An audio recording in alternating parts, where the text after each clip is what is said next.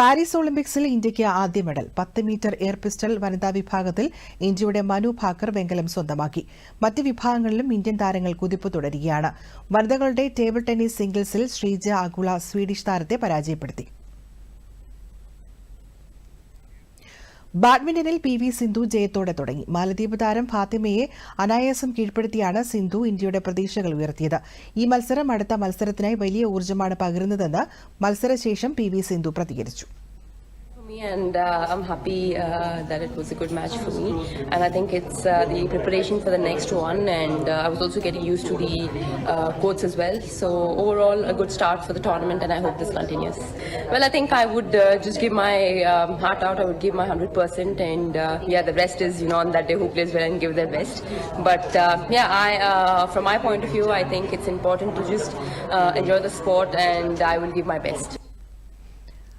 വനിതകളുടെ 10 metre air റൈഫിളിൽ Ramitha Jindal ഫൈനലിൽ പ്രവേശിച്ചു. യോഗ്യതാ റൌണ്ടിൽ 631.5 സ്കോർ നേടി അഞ്ചാമതാണ് രമിത ഫിനിഷ് ചെയ്തത്. ഒളിമ്പിക്സ് ഷൂട്ടിംഗ് ഫൈനലിൽ എത്തുന്ന ഏറ്റവും പ്രായം കുറഞ്ഞ ഇന്ത്യൻ താരമാണ് രമിത.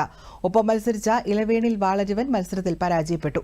തുഴച്ചിൽ മത്സരത്തിൽ ഇന്ത്യൻ താരം ബൽരാജ് പൻവർ ക്വാർട്ടറിൽ പ്രവേശിച്ചു. ഇന്നലെ 4ാം സ്ഥാനത്ത് ഫിനിഷ് ചെയ്ത പൻവർ ഇന്ന് റപ്പഷി റൌണ്ടിൽ 2ാം സ്ഥാനം നേടിയാണ് ക്വാർട്ടർ ഉറപ്പിച്ചത്. ബാഡ്മിന്റണിൽ മലയാളി താരം HS പ്രണോയും ഇന്ന് ആദ്യ മത്സരത്തിനിറങ്ങും. രാത്രി 8 മണിക്കാണ് മത്സരം. ബാഡ്മിന്റൺ പുരുഷ വിഭാഗം സിംഗിൾസിൽ ഇന്ത്യയുടെ ലക്ഷ്യ സെന്നും ഡബിൾസിൽ സാത്വിക് ചിരാഗ് സഖ്യവും അടുത്ത റൌണ്ടിൽ പ്രവേശിച്ചിട്ടുണ്ട്. ടേബിൾ ടെന്നീസിൽ ഇന്ത്യയുടെ ഹർമിത് ദേശായിയും 2ാം റൌണ്ടിൽ കടന്നു.